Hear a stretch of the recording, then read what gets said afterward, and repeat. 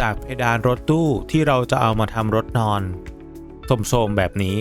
เราทำให้ดูสวยงามอบอุ่นแบบนี้ผมทำอะไรบ้างไปดูกันผมได้ทำคลิปรีวิวการปรับเปลี่ยนรถตู้เก่าๆคันหนึ่งให้สภาพดูดีขึ้นพอที่จะทำเป็นรถนอนได้ยังจำกันได้ใช่ไหมครับวันนี้เราจะมาทำอีกหนึ่งสิ่งก็คือการปรับเปลี่ยนเพดานให้ดูสวยงามและดูอบอุ่นมากขึ้นครับผมตัดสินใจที่จะเลือกวัสดุมาทำเพดานเป็นไม้สนรัสเซียซึ่งซื้อจากที่ Global House สั่งแบบออนไลน์ไปนะครับใน1แพ็คจะมีทั้งหมด5แผ่นผมเลยสั่งมา5แพ็คแต่จริงๆแล้วใช้จริงๆแค่4แพ็คนะครับประมาณ2อาทิตย์ทางเจ้าหน้าที่ก็ติดต่อมาว่าของมาแล้วให้ไปรับนะครับผมก็ไปรับที่สาขาใกล้บ้านวันที่ไปก็เลยตัดสินใจที่จะซื้อไม้โครงมาด้วยเลยนะครับเราก็เลือกเป็นไม้โครงยางพารานะครับ1แพ็คเนี่ยจะมี10ชิ้นนะครับ1แพ็คราคา495 บาทนะครับวันนั้นก็เลยซื้อมา2แพ็คแต่ว่าสำหรับเพดานเนี่ยเพิ่งใช้หมดไปแค่1แพ็คเท่านั้นเองนะครับซื้อเสร็จเราก็ขนกลับมาเลยเราก็เอารถนอนของเราเนี่ยแหละครับไปขนมาแล้วเราก็มาเริ่มขั้นตอนแรกสุดเลยนะครับก็คือการขัดก่อนครับจริงๆแล้วไม้สนรัสเซียที่ซื้อมาเนี่ยนะครับเราสามารถเอามาใช้ได้เลยก็ได้นะครับเพราะว่าพื้นผิวค่อนข้างเรียบอยู่แล้วแต่ผมตัดสินใจที่จะย้อมสีไม้ให้ดูเข้มขึ้นกว่านี้สักนิดหนึ่งครับก็เลยต้องทำการขัดก่อน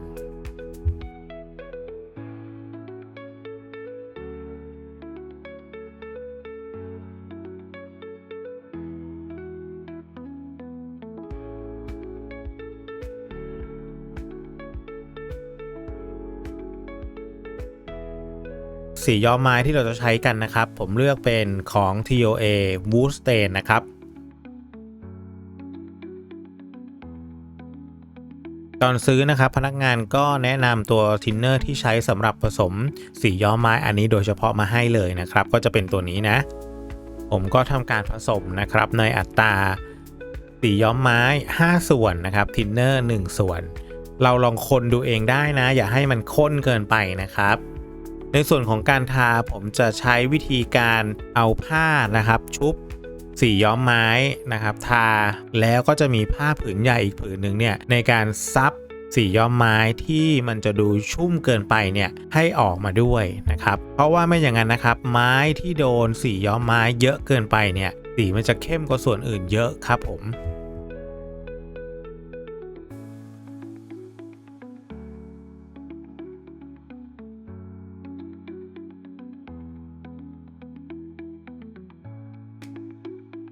หลังจากที่เราทาแล้วนะครับ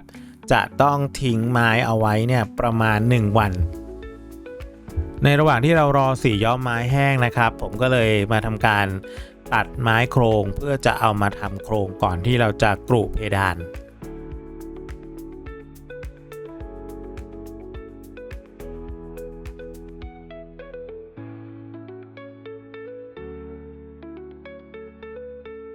พอตัดเสร็จนะครับเราก็เอาไม้ที่เราตัดแล้วเนี่ย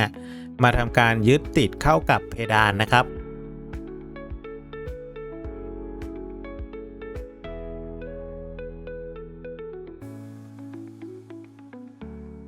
พอดีรถนอนของเรานะครับมีจุด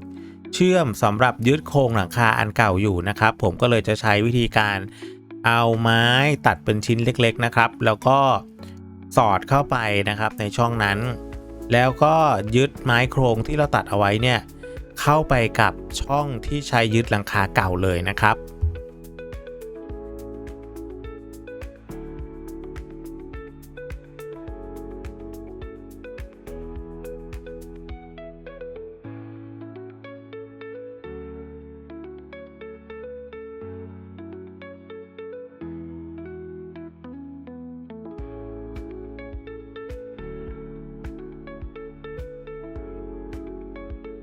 ก็ทำไปเรื่อยๆนะครับให้ครบ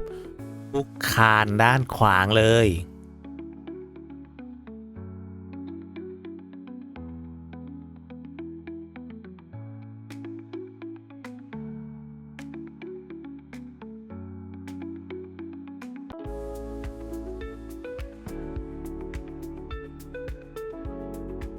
และในส่วนของด้านข้างนะครับเราก็จะทำการยึดไม้โครงเนี่ยเข้าไปเพื่อรับกับเพดานอีกชั้นหนึ่งนะครับไม่ใช่แค่หวังพึ่งตัวยึดจากโครงหลังคาเดิมเท่านั้นนะครับผมทำการเอาฉากเหล็กนะมายึดไม้โครงเนี่ยให้เข้ากับไม้คานที่เราได้ทำการติดไว้กับตัวรถนะครับเป็นการยึดเพิ่มความแข็งแรงอีกชั้นหนึ่งนะครับและเสริมความแข็งแรงเข้าไปอีกนะครับโดยการใช้ปืนยิงตะปูไฟฟ้านะอัดเข้าไปอีกนะครับเสริมโครงเข้าไปด้วย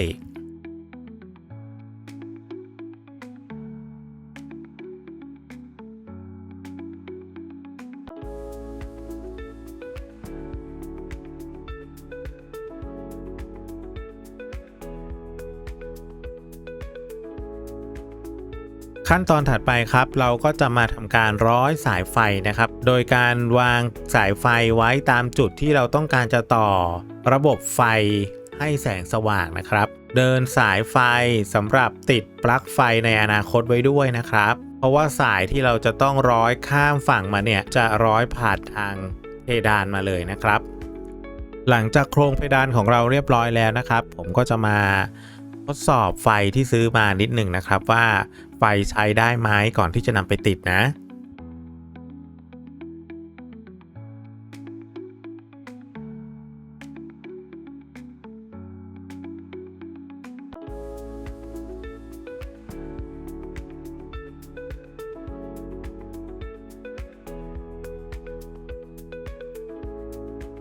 หลังผ่านไป1วันนะครับไม้สนรัสเซียของเราก็แห้ง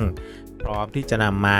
กรุเป็นเพดานแล้วนะเริ่มจากตรงกลางก่อนนะครับโดยการที่เอาไม้เนี่ยมาทาบนะแล้วก็เอาแคมเนี่ยงับเอาไว้นะครับกันไม้เลื่อนนะครับแล้วก็เล็งให้มันตรงกลางนะหลังจากนั้นก็ใช้ปืนยิงตะปูไฟฟ้านะอัดเข้าไปเลยจุดหนึ่งเนี่ยยิงไม่ต่ำกว่า3ตัวนะครับผมว่า เยอะเกินไปหรือเปล่ายังไม่รู้เลยนะก็ยิงไปเรื่อยๆเลยนะครับแผ่นแรกก็จะยากที่สุดเลยนะครับเพราะว่ามันจะเป็นไกด์ให้เราจะไปทางด้านซ้ายและขวาในอนาคตนะครับพอเริ่มแผ่นที่1เสร็จนะเราก็จะมาเริ่มแผ่นที่2ต่อนะครับโดยไม้สนรัสเซียตัวนี้มันจะเป็นไม้ที่จะมีการเข้าลิ้นกันนะครับเราก็จะต้องทำการตอกลิ้นเนี่ยให้เข้าไปในร่องของไม้อันก่อนหน้านะครับ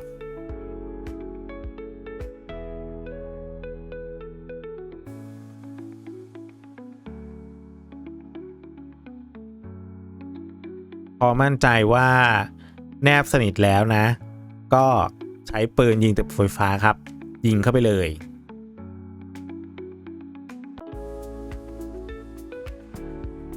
ก็ยิงให้ครบนะครับตามไม้โครงที่เราได้ทำการทำไว้ก่อนหน้านี้เลยนะครับหลังจากนั้นก็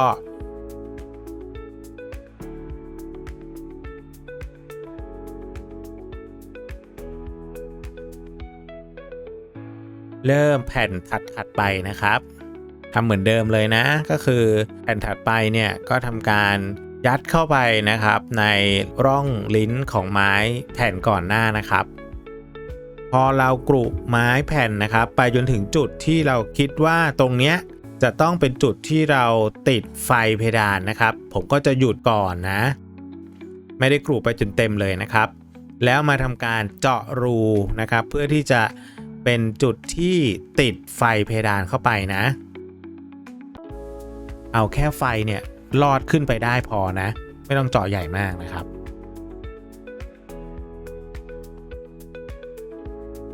ผมได้วางแผนเอาไว้นะครับว่าจะติดไฟทั้งหมด4ดวงนะครับก็เจาะไปเลยนะผมเจาะทั้งหมด4รูนะครับพอเจาะรูเสร็จแล้วนะเราก็จะเอาสายไฟที่เราได้ทำการร้อยไว้ก่อนหน้านี้มาโผล่ไว้ตามรูตามจุดที่เราจะติดหลอดไฟนะครับ หลังจากนั้นเราก็จะมาทำการติดหลอดไฟครับเข้าไปตามสายไฟที่เราได้วางเอาไว้นั่นเอง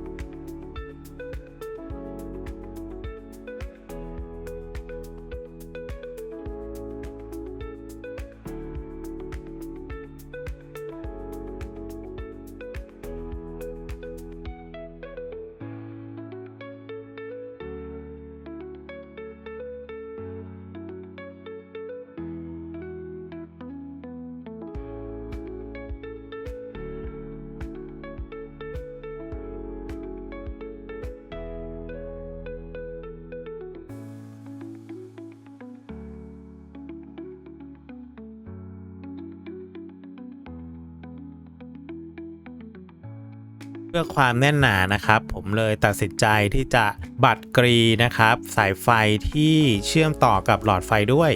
ก็ทำการบัดกรีครบทั้ง4หลอดเลยนะครับ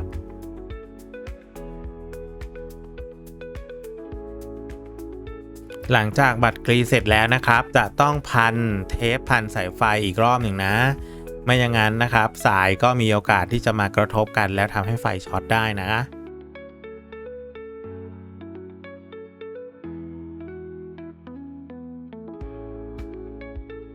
ก็ทำแบบนี้ให้ครบทั้ง4ดวงไฟของเราเลยนะครับ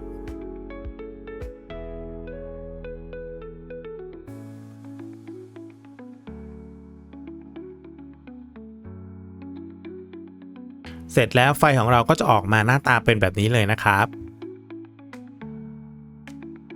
หลังจากนั้นครับเราก็จะมาเริ่มกรูแผ่นไม้ในแผ่นถัดไปนะครับสาเหตุที่เราไม่ได้กรูแผ่นไม้ไปจนเต็มก่อนค่อยเจาะร้อยสายไฟเนี่ยเพราะว่าอยากให้สะดวกในการติดตั้งดวงไฟนั่นเองครับ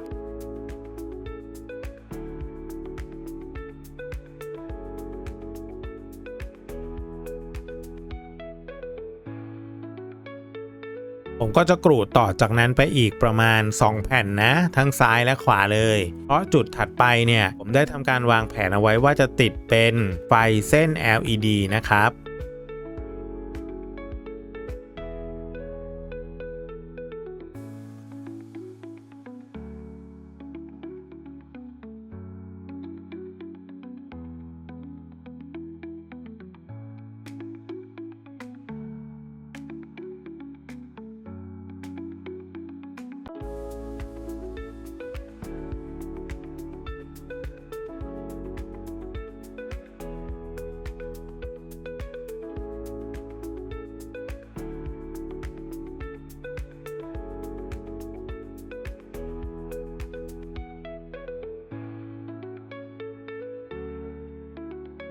พอติดแผ่นไม้นะครับไปจนถึงจุดที่เราคิดว่าตรงเนี้ยจะเป็นจุดที่เราจะติดไฟ LED นะครับผมก็จะมาทำการร้อยเส้นไฟ LED ของเรานะครับเพื่อที่จะดูว่า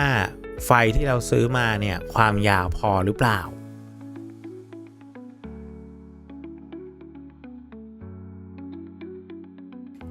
ก็จะร้อยมาแบบนี้เลยนะร้อยข้ามมาเลยนะครับร้อยข้ามมาก่อนนะ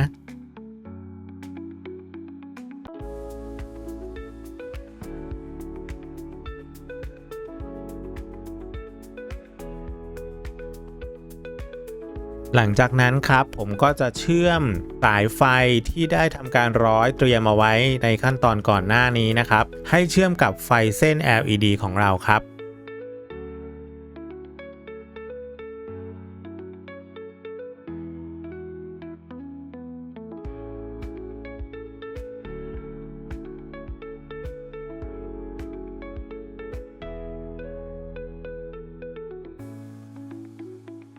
เสร็จแล้วนะครับเราก็จะมาติดตั้งรางไฟครับเราก็ติดตั้งรางไฟเนี่ยให้แนบสนิทไปกับแผ่นไม้ของเราเลยนะก่อนยิงสกรูก็จะบีบแน่นๆนิดหนึ่งนะครับ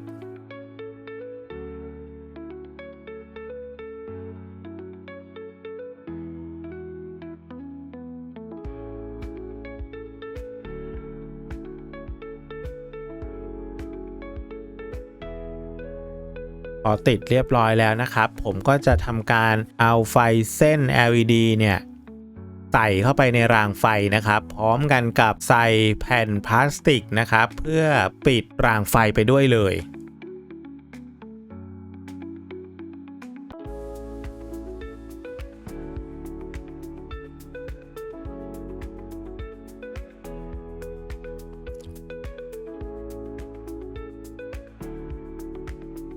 ก็ทำไปจนครบเลยนะครับทั้ง2ด้านของเราหลังจากติดไฟเส้น LED แล้วนะครับก็จะเป็นประมาณนี้นะหลังจากนั้นนะครับผมก็จะกรูแผ่นไม้ให้ต่อจากรางไฟเลยผมกรูไปจนเกือบจะเต็มแผ่นเพดานเลยเห็นไหมครับหลายคนอาจจะสงสัยว่าทำไมไม่กรูไปให้เต็มเลยผมจะบอกว่าตรงนี้ครับยังไงเดี๋ยวเราจะมีการทำผนังด้านข้างขึ้นมาอยู่แล้วซึ่งมันจะขึ้นมาปิดร่องตรงนั้นครับยังไงก็ไม่มีทางเห็นอยู่ดีนะครับพอกรูเพดานครบแล้วนะครับเราก็จะมาเก็บงานตรงด้านท้ายของเรานะครับผมก็จะเอากระดาษแข็งเนี่ยไปตัดเป็นแบบนะแล้วก็เอากระดาษแข็งนะครับมาทาบกับแผ่นไม้แล้วก็ตัดตามแบบเลยตรงนี้เราจะเลือกเป็นเลื่อยจิ๊กซอว์นะจะได้เข้ามุมได้ง่ายขึ้นแล้วก็เอามาติดเก็บงานตรงนี้นะครับ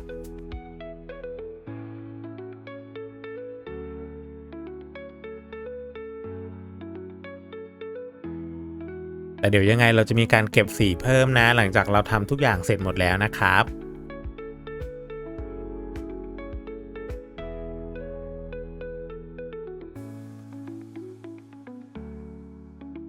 ผลงานก็จะออกมาประมาณนี้เลยดูดีขึ้นกว่าตอนแรกเยอะมากๆเลยนะครับบรรยากาศตอนที่ปิดรถให้มืดนะครับแล้วก็เปิดไฟที่เราติดไปนะก็จะออกมาเป็นบรรยากาศประมาณนี้เลยครับโดยส่วนตัวคือพอใจมากๆเลยกับการ DIY ครั้งนี้นะเพื่อนๆคนไหนนะครับอยากทดลองทำด้วยตัวเองนะสามารถนำไอเดียและวิธีการของผมนะครับไปประยุกต์ใช้กับตัวเองได้เลยนะหวังว่าคลิปนี้จะเป็นประโยชน์กับทุกคนนะครับใครที่ชอบก็อย่าลืมกดไลค์กดติดตามกดกระดิ่งไว้นะครับแล้วเจอกันคลิปหน้าครับสวัสดีครับ